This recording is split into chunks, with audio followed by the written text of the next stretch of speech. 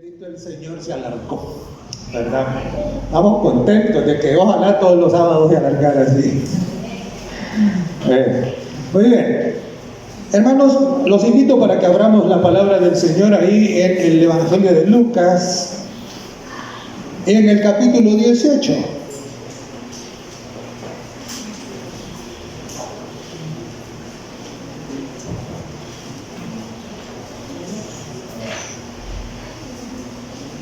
¿Lo tienen? ¿Sí? Muy bien. Leemos entonces del verso 15 al 17. Dice: traían a los niños para que los tocase, lo cual viendo los discípulos les reprendieron.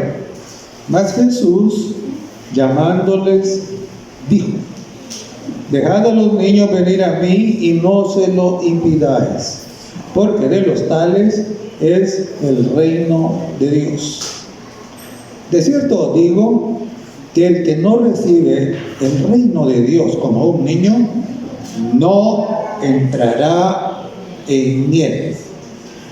Y hermanos, acá es interesante que nosotros miramos un contraste entre los maestros de Israel, los estándar, de la tradición, y Jesús. Por lo general los maestros eran, ¿cómo se llama?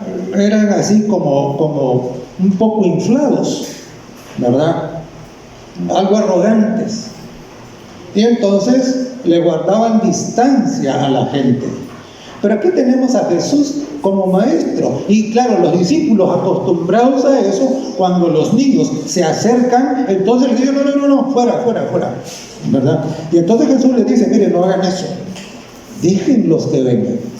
Y el deseo de toda la gente nos cuenta que dice que cuando los niños vienen y los discípulos se apartan y los niños vienen, Jesús los agarra, los chinea, los trata con una ternura y un cariño que era absolutamente distinto de la manera como los demás maestros de Israel se comportaban.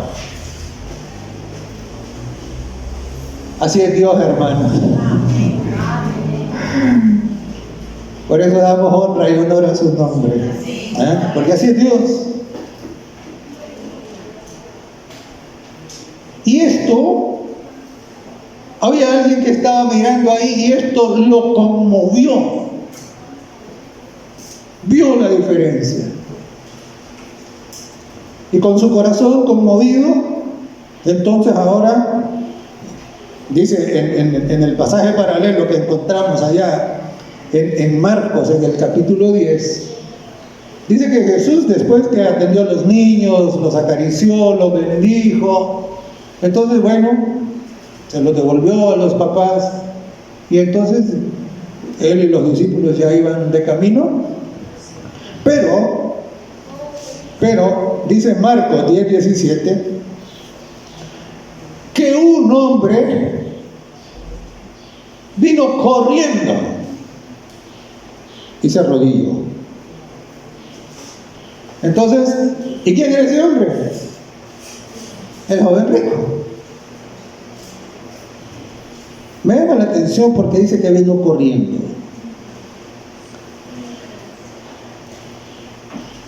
¿Y qué implica esto que vino corriendo? Él había sido conmovido, el Espíritu Santo le había causado un impacto, una impresión. Dios quería bendecirlo. Y entonces él lo movió y respondió al impulso del Espíritu Santo. Y sale corriendo y se arrodilla. Y hermanos, aquí hay una lección importante. ¿Por qué?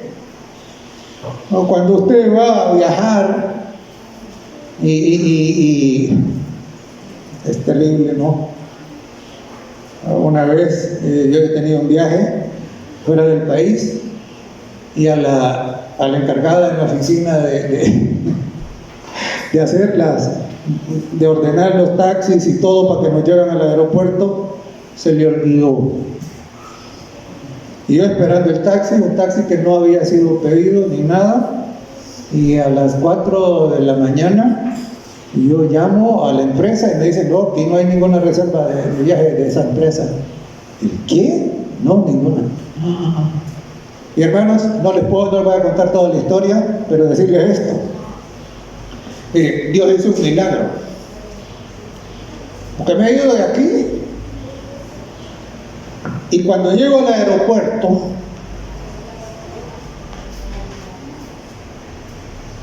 ya no estaban ahí los que atienden, ya habían subido. Y entonces, y yo digo corriendo, y entonces, para ser breve, arañando, logré alcanzar que todavía la puerta del avión estaba abierta. Fue entrando yo y la cerraron. ¿Cuándo corremos, hermanos? ¿Ah? Cuando no queremos perder algo, entonces corremos, ¿sí o no? Y entonces no quería perder la oportunidad de interactuar con ese maestro tan distinto. No quería. Y por eso corre antes de que se le escape. Y hermanos, hay oportunidades que no se presentan 2 veces en la vida. Y esta lección debemos aprender. Por eso Dios no dice, miren, hagan planes de que el otro año, que el 2024, que el 2025, ¿quién le dice que usted va a estar vivo entonces? No, y por eso es que Él dice, hoy arreglemos cuentas. Yo creo que todos aquellos que ya están convencidos de que tienen que venir al Señor, deberían venir corriendo a pedir ser bautizados, ¿no? ¿Sí o no? ¿Sí o no, hermanos? Este salió corriendo, se me escapa Jesús, y sale corriendo, ¿no? Y es interesante, ¿por qué? Porque Marcos dice que se arrodilló. Y hermanos, ¿cuándo nos arrodillamos? ¿No? Cuando reconocemos que estamos ante alguien que es todopoderoso. ¿Vale entonces? Y por eso, si ustedes ya notaron, aquí nos arrodillamos. Es un privilegio, ¿verdad? Y se arrodilló. Ahora, corrió y se arrodilló. Puntos a favor del joven, ¿no? Ahora volvemos a Mateo. Y en el verso 18 del capítulo 18 dice que este era un hombre principal. ¿Y qué significa que era un hombre principal? Este formaba parte de la élite gobernante. En otras versiones dice que era un príncipe, quiere decir que era un hombre importante. Era un hombre importante, no era cualquier persona, ¿verdad?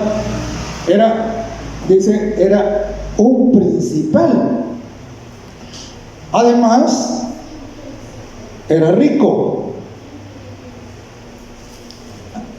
Era un hombre que según el mundo era un hombre exitoso.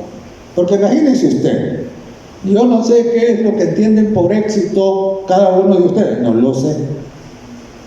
Pero en general, en esta sociedad se considera de que alguien que tiene poder, usted era principal, estaba en la élite gobernante, alguien que tiene poder, alguien que tiene dinero, que era rico, ¿verdad? Además era joven. Juventud, poder, dinero. Según el mundo, era exitoso. ¿Sí o no? Según los estándares del mundo, era exitoso, ¿verdad? Y además de eso, era religioso.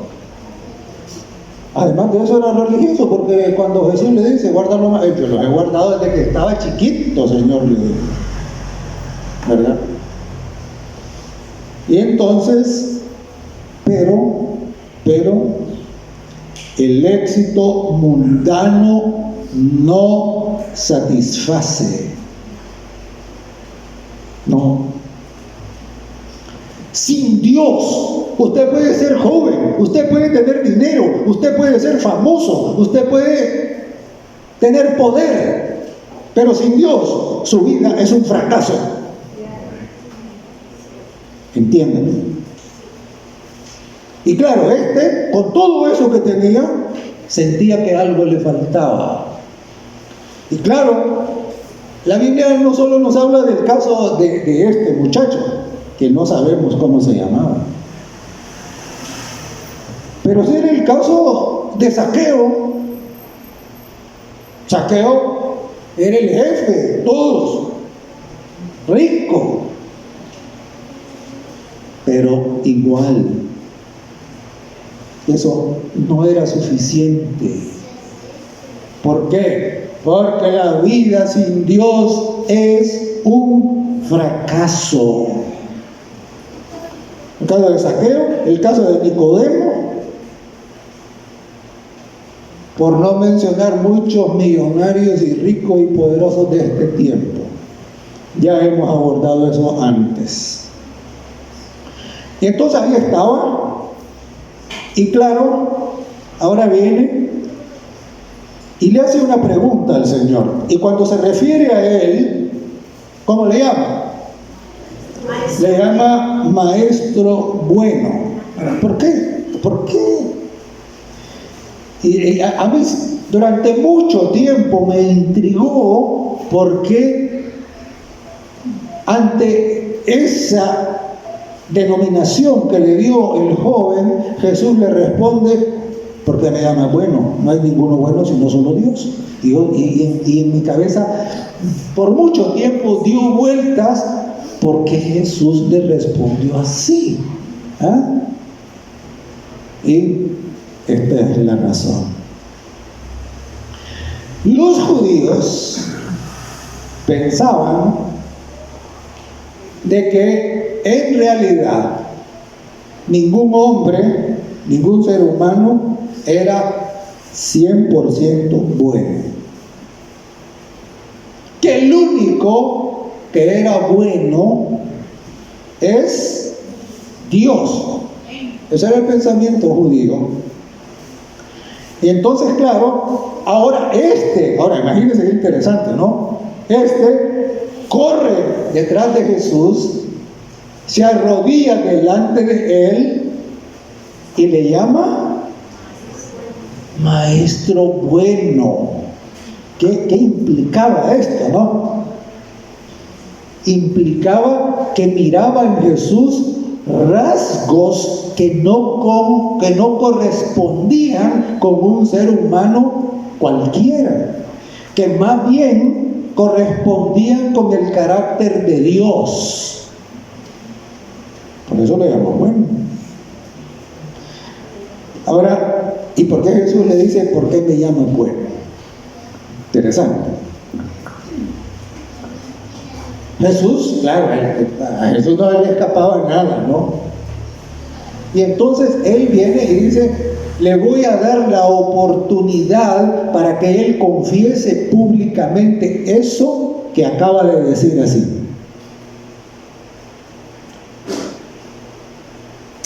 ¿Sabe? Dice la palabra del Señor en Mateo el capítulo 10 y el verso 32: a cualquiera que me confiese delante de los hombres, yo también le confesaré delante de mi Padre que está en los cielos. Parece interesante, hermanos. Interesante. Miren, la confesión pública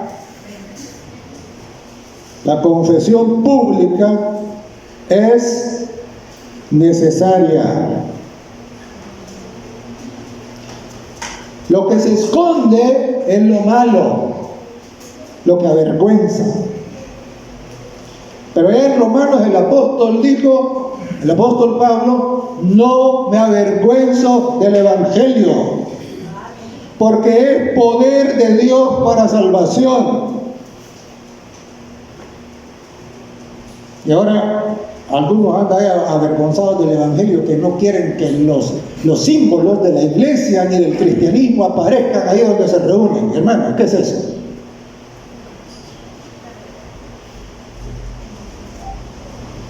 Y entonces Jesús le dice: ¿por qué me llama bueno? ¿Y cómo debería haber respondido el joven rico? Debería haber respondido: te llamo bueno porque reconozco la divinidad. Esa era la respuesta que él debería haber dado. Era la confesión pública de que Jesús era el Mesías, el Salvador, Emmanuel, Dios con nosotros. Desafortunadamente, ¿qué? El joven se limitó. No confesó públicamente delante de los hombres a Jesús como lo que Jesús era. Pero la conversación siguió. Y entonces ya había hecho una pregunta, y la pregunta era: ¿qué haré para heredar la vida eterna? Y bueno, hermanos, esta es una pregunta que todo el mundo debe hacerse. Todo el mundo debe hacerse esta pregunta, ¿verdad? ¿Qué haré para heredar la vida eterna? El joven entendía que hay algo que hacer, y él pensaba, como ya el hermano Ricardo nos recordó hoy en la escuela sabática, que él ya lo había hecho, ¿verdad? Y entonces la respuesta de Jesús en el verso 20 dice: los mandamientos sabes. Los mandamientos sabes.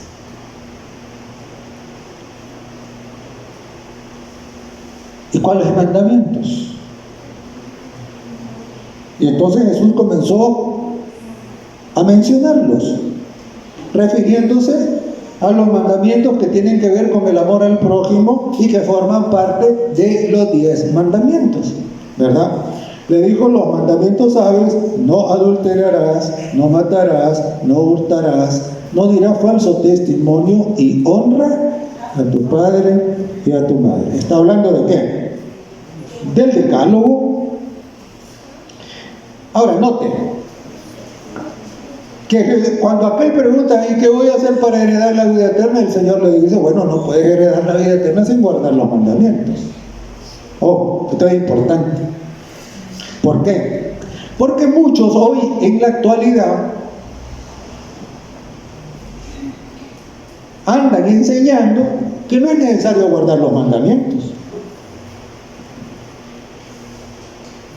Pero aquí Jesús es categórico, ¿no? Le dice: ¿estás interesado en la vida eterna? Eso está relacionado con guardar los mandamientos.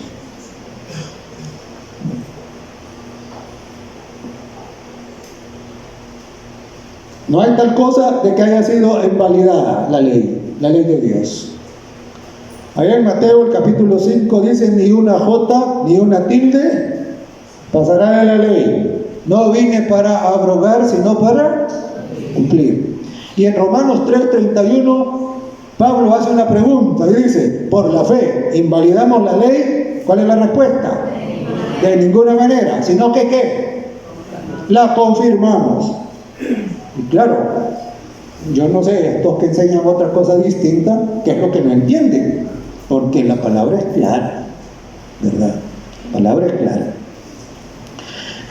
Y entonces ahora el muchacho, el joven exitoso, según el mundo, le dice: pues estoy bien, Señor, porque yo todo eso lo he guardado desde chiquito, ¿verdad? Desde chiquito yo he guardado todo eso. Y hermanos, aquí viene una cosa, ¿no? Fíjense que era cierto, él los había guardado, era cierto. Pero ¿cuál era el problema? El problema era el motivo, ¿no? Porque los había guardado de manera legalista.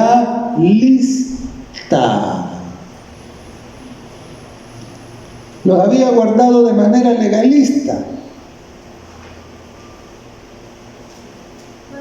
Ahora note, el legalismo tiene un problema enorme. ¿Cuál es? Es que el legalismo está basado en el ego, en el yo, en el orgullo, en el poder propio. En eso se basa el legalismo. Señor, te doy gracias porque yo esto, yo lo otro, yo lo aquí, yo allá. No. Ese era el problema. Este los había guardado así, igual que muchos en aquel tiempo. ¿Ah? Y claro, sin amor a Dios y sin amor al prójimo, la obediencia por puro interés personal es abominable. El legalismo no vale. Mire, algunos obedecen solo para no ir a parar al infierno. Otros obedecen para que les den una corona.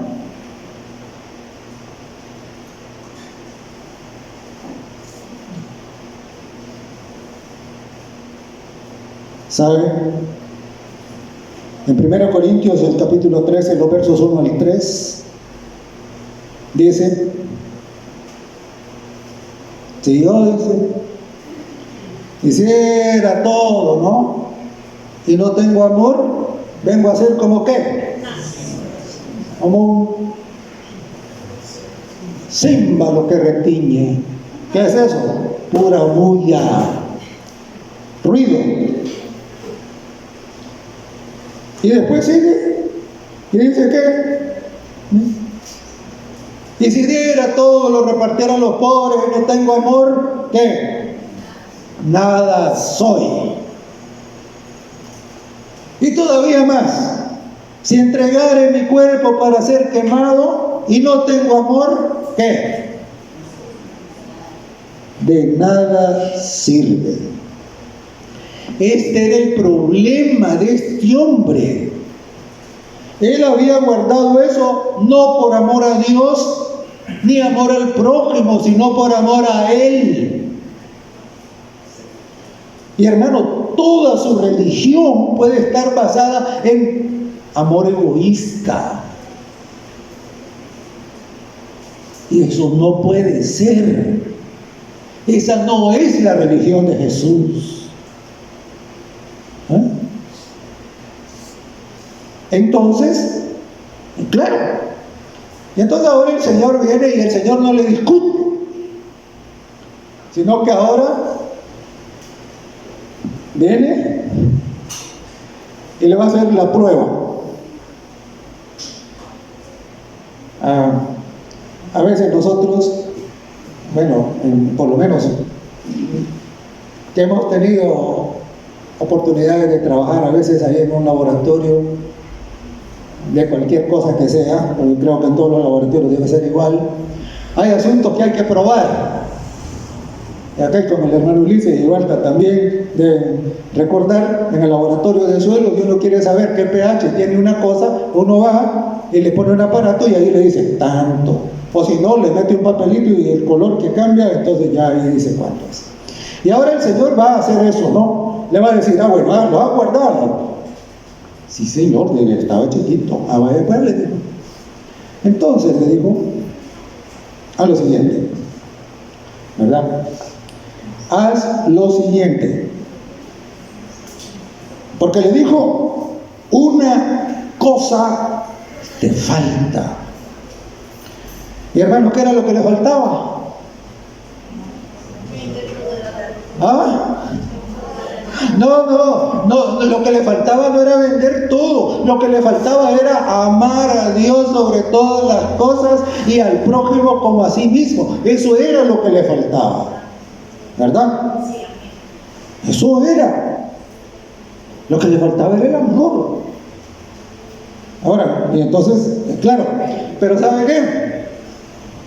El amor no es un asunto de palabras. El amor se refleja en lo que hacemos. En eso se refleja, ¿verdad? Yo no puedo decir que los amo a ustedes y los agarro a golpes, ¿no? Iba a decir otra cosa, pero suena feo. ¿Verdad? No es así, ¿verdad? Al contrario, pues si los amo, pues yo quiero a todos darles un abrazo, ¿verdad? Y entonces el Señor le dice, bueno, los has guardado. Veamos si es verdad, ¿verdad? Una cosa te falta, pues. Si ya guardaste todo eso y ya sabes que hay que obedecer los mandamientos, ahora en la receta te falta un ingrediente, el principal. Ándale, dijo, vende. ¿Cuánto? Todo lo que tienes.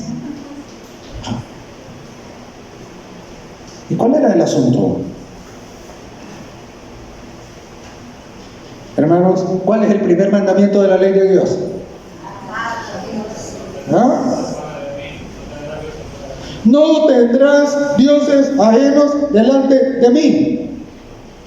Y este hombre tenía el Dios ajeno de las riquezas, del materialismo.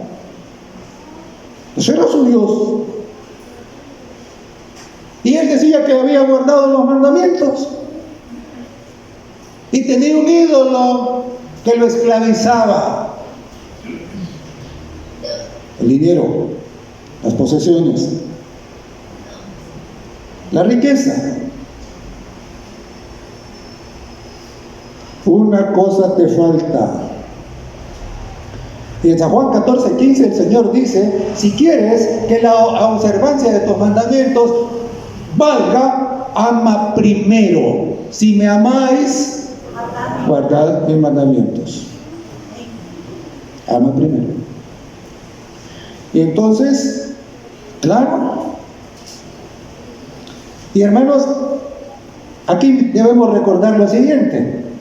Ahora, note que Jesucristo en ningún momento le dijo a no te preocupes de los mandamientos porque eso ya no vale. Nunca le dijo eso.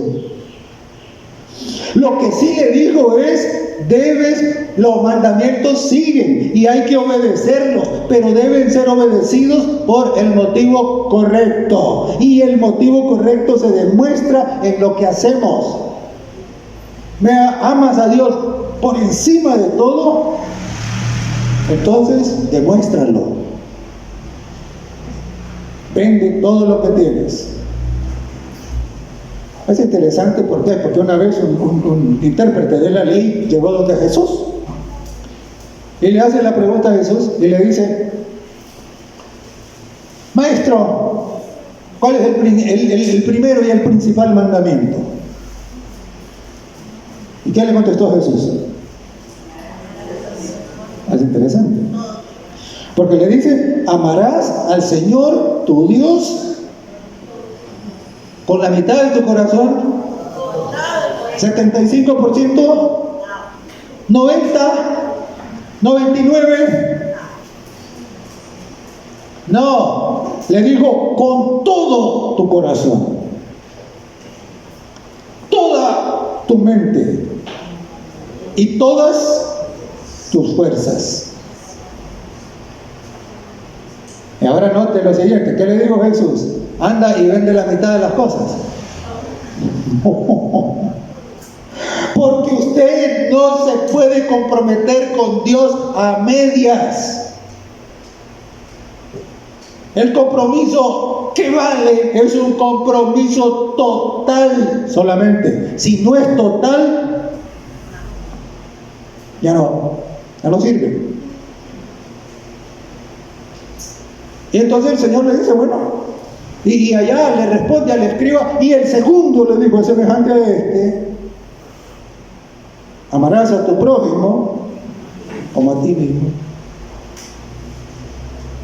Y claro, el intérprete de la ley que le había hecho la pregunta, para entramparlo, no le quedó otra más que decir, bien has dicho, Señor. Y Jesús le dice, haz esto y vivirás. ¿Verdad?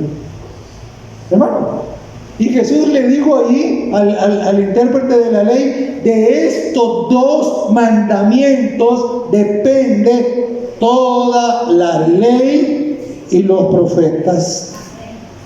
En ningún momento le dijo, estos dos sustituyen la ley y los profetas. No, Señor. Sino que estos son la base. Hermanos, la Biblia existe porque Dios nos ama. Los 10 mandamientos existen porque Dios nos ama. ¿Ah? La iglesia existe porque Dios nos ama. Dios es amor. Y entonces el Señor dijo, de esto, del amor a Dios y el amor al prójimo, depende toda la religión verdadera. De eso depende. Eso es lo que le da sentido a la obediencia. Eso es lo que le da sentido a la santidad. Cuando usted ama a Dios, usted quiere ser santo. La santidad no le ofende. La santidad no es una carga para usted. Cuando usted ama. Si no ama, la santidad será un problema para usted. Y entonces el Señor le dice, primero libérate de ese ídolo que te esclaviza. Porque la ley dice, no tendrás dioses ajenos delante de mí. No se puede amar a Dios sobre todas las cosas cuando tenemos ídolos. Y claro, el ídolo de este muchacho era las riquezas. Pero no solo las riquezas pueden ser ídolos. No. Hay un montón de cosas que pueden ser sus ídolos. Tengo una amiga que aprecio tanto. Hemos estudiado la Biblia con ella. Y ella dice, sí, pero mi familia, dice ella. ¿Cuál es su ídolo? Su familia. Su familia. ¿Y entonces qué? ¿Verdad? Familias, aficiones, diversiones, fama. Hermano, algunos pasan estudiando toda la vida acumulando títulos y no tienen tiempo para Dios. Los ídolos pueden ser cualquier cosa que ocupe el lugar que le corresponde a Dios. Y no se puede amar a Dios sobre todas las cosas mientras nosotros estemos acariciando cualquier ídolo. Entonces, le digo nada, ¿quieres heredar la vida eterna? Ama a Dios con todo tu corazón, toda tu mente y todas tus fuerzas y demuéstralo tirando a la basura a tu ídolo. Vende todo lo que tienes. Y luego le dijo, y repártelo a los pobres. Ese es el segundo mandamiento de esos grandotes. Amarás a tu prójimo como a ti mismo. Eso era. Entonces, el amor a Dios, hermanos, se demuestra, se evidencia obedeciendo los primeros 4 mandamientos de la ley de Dios. Y el amor al prójimo se demuestra obedeciendo los otros 6 mandamientos. Porque de estos 2 grandes mandamientos depende toda la ley. Amén. Y ahora, después de que le dijo eso, primero le dijo, deshazte de tu ídolo. Segundo, ama a tu prójimo. Y ahora le dice, ven, sígueme. ¿Y qué significa eso de ven, sígueme? ¿Qué es eso? Jesús le estaba diciendo, bueno, libre. Cuando seas libre, te invito a que seas mi discípulo. Y hermano, ¿qué es un discípulo? ¿Qué es un discípulo? Un seguidor. Seguidor de Jesús. Un discípulo es un aprendiz. Miren, en el pasado, recuerdo cuando había muchos artesanos, muchos obreros que tenían sus talleres en la casa, zapateros, sastres, peluqueros, hojalateros, talabarteros, etcétera, no habían fábricas, todo era ahí. Entonces ellos recibían a los muchachos o a los hijos como aprendices para que ellos aprendieran el oficio. Eso es un discípulo. Y sabe que en el tiempo de los grandes filósofos griegos y en el tiempo de Jesús, los discípulos andaban con su maestro y no se despegaban de él. Y ellos estaban pendientes de todo lo que el maestro hacía. ¿Qué palabras usaba?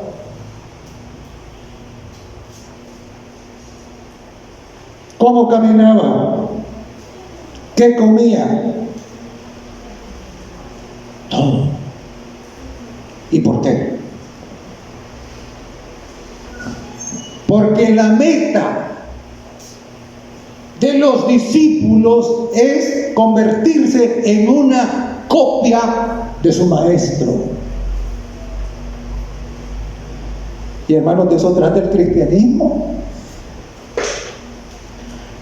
Usted y yo somos llamados a ser una copia de Jesucristo. Y el que todavía no ha entendido esto, todavía no entiende qué es el cristianismo. ¿Por qué cree que se llama cristianismo? ¿Por qué cree que el apóstol dijo, ya no vivo yo? ¿Quién vive? Cristo vive en mí. Y entonces, eso es lo que Jesús le estaba diciendo a libérate de los ídolos, ama al prójimo y conviértete en mi discípulo. Es así que se hereda la vida eterna. Entregando la vida a Jesús, manteniendo los ojos en Él, siguiendo su ejemplo, amando aún a los enemigos. Es el ejemplo de Jesús. Y claro, y hermanos, es interesante porque en Mateo, el capítulo 28 y el verso 19, el mandato que recibimos es ir, por tanto, dice, ir y hacer ¿qué? Discípulos a todas las naciones. Ahora pregunto, hermano, ¿y usted puede hacer discípulo a otro si usted no es discípulo primero? ¿Ah? No puede. Entonces, nuestro primer deber es asegurarnos que nosotros estamos siendo discipulados por Cristo. Que Él es nuestro Rey, nuestro Maestro, nuestro Señor, nuestro Dios, nuestro abogado. Y nuestros ojos, ¿cómo? Puestos en Él, en nadie más.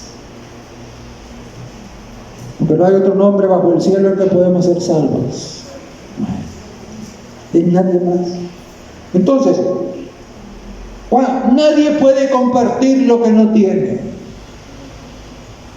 Y a lo mejor de eso se trata, del por qué la obra misionera no es más poderosa. Nosotros tenemos que ser discípulos. Entonces el Señor le dijo, pero para ser un discípulo real hay que renunciar a los ídolos, hay que amar al prójimo y hay que seguir a Jesús. Eso es. Y entonces le dijo, y tendrás tesoro en el cielo. Y hermanos, cuando Jesús predicó ese maravilloso sermón del monte que encontramos allá en Mateo, los capítulos 5, 6 y 7, en donde Jesús establece los principios que son válidos en su reino, Jesús dijo lo siguiente, capítulo 6, versos 19 y 20, no os hagáis tesoros en la tierra, donde los ladrones minan y hurtan y el orín corrompe. ¿Qué estaba diciendo Jesús? Miren, el éxito mundano es terrenal. Ese no es que sea malo, pero eso no dura para siempre. Si entonces dijo que haceos tesoros en el cielo, donde los ladrones no minan ni hurtan, ni el orín corrompe. Es decir, entiendan, es interesante porque algunos incrédulos piensan que al venir uno a la iglesia y entregarle la vida a Jesús desperdicia la vida. Es al revés. El que no viene a Jesús es el que está desperdiciando la vida. Nosotros la estamos asegurando. Amén. Claro. Hermano, es mal negocio, ¿verdad? Entonces, claro. Ahora, ¿cuál fue la respuesta del muchacho? Dice que lo que hizo fue, se puso triste. ¿Y por qué se puso triste? Porque amaba más a su ídolo que a Jesús, que a Dios. Por eso se puso triste. Ay, no. Bueno, es igual que el caso que les acabo de contar, ¿no? Ay, no. Es que yo esto no lo puedo dejar. Lo amo tanto, ¿no? Entonces, no. Hermanos, nosotros debemos estar dispuestos a dejar todo lo que nos amarra a este mundo. Todo. Y por eso dice que se puso triste. Y Jesús lo amaba. Jesús quería salvarlo. Y ahora el impulso inicial que él había tenido ante la influencia santa del Espíritu se le desvaneció. Y entonces se puso triste y se fue. Y entonces Jesús dijo esto, ¿no? Cuán difícil es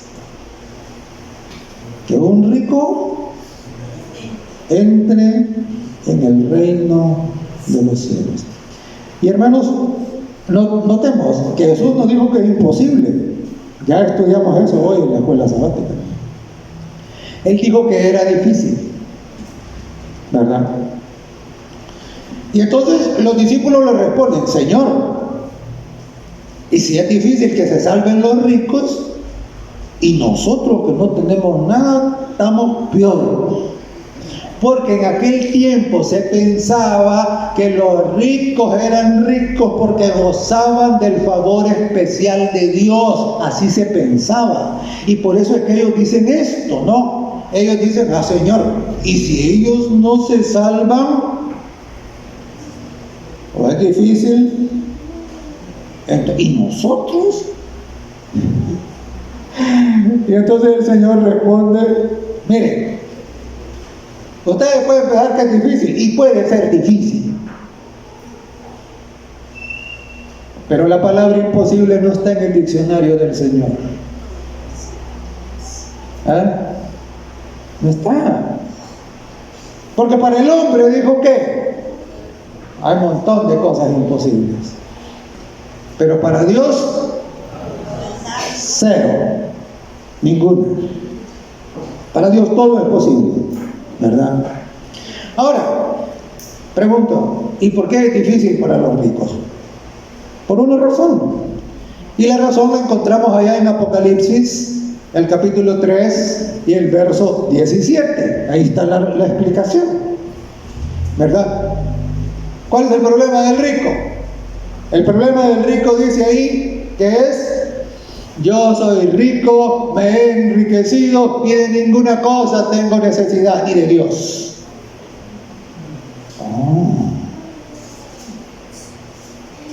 Pero ¿sabe qué? Algunos riqueza no tienen, pero tienen ese complejo de ricos, que piensan que no tienen necesidad de Dios. Son autosuficientes. Así estoy bien. Y claro, ahí en Apocalipsis 3 no le está hablando a los de fuera, les está hablando a los de adentro de la iglesia.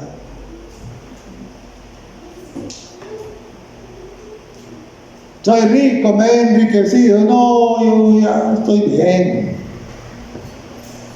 Dice: de ninguna cosa tengo necesidad. Y hermanos, esto me hizo pensar, ¿saben? ¿Quién entiende toda la Biblia? Yo no.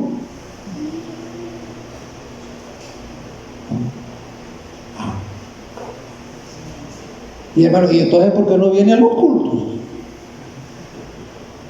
¿Por qué no viene a la reunión de la mañana?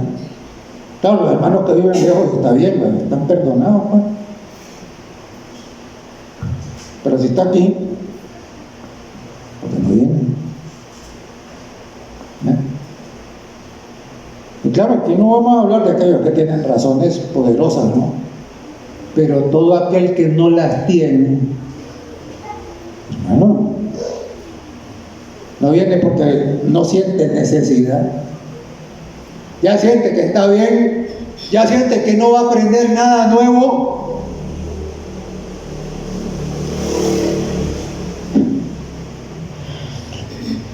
Mire, es interesante porque a medida que estudiamos la Biblia nos damos cuenta cuánto ignoramos.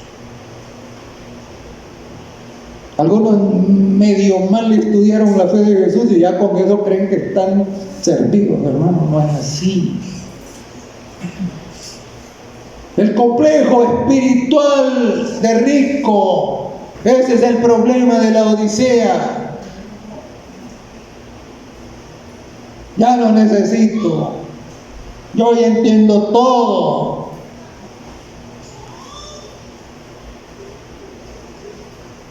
Hermano, seamos humildes. Yo a veces le he dicho a algunos hermanos: mire, usted entiende todo. Pues usted es necesario en la reunión para que usted les explique a los que no entienden. Nadie tiene el monopolio del Espíritu Santo. El Señor nos dio 4 evangelios. ¿Por qué? Porque hay cositas que uno dice que el otro no las dice, no las captó. Y así es aquí. El Señor le va a dar a usted entendimientos que a mí no me los va a dar. Y usted es responsable por compartirlos. Pero si no viene, usted se lo guarda, los entierra el talento. Hermano, soy rico y me he enriquecido y de ninguna cosa tengo necesidad.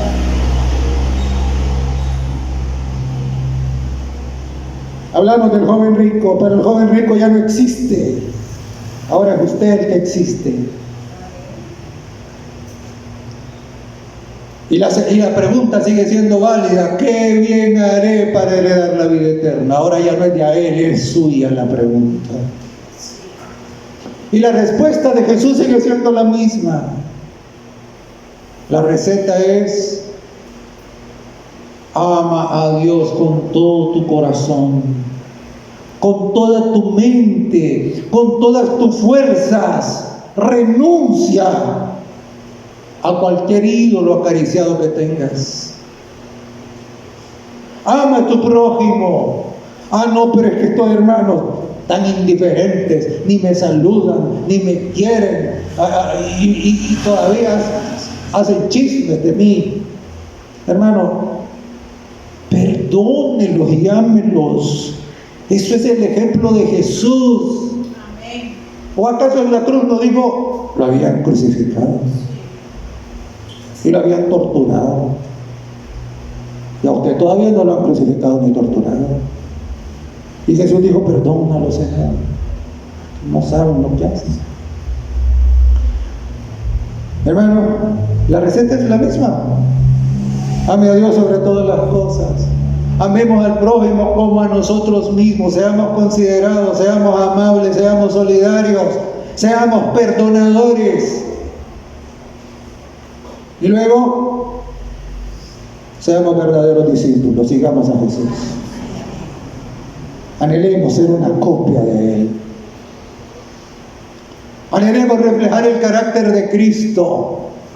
Solamente los que reflejen el carácter de Cristo serán sellados de Cristo. Hermano, esta mañana llévese en su corazón que la religión es hueca sin el amor a Dios, el amor total a Dios y el amor al prójimo. Y que nuestra meta no es simplemente llegar a la pila del bautismo, es llegar a ser como Jesucristo. A Él sea la gloria y a Él el honor. Y la bendición para usted y para todos. Que Dios nos bendiga. Amén.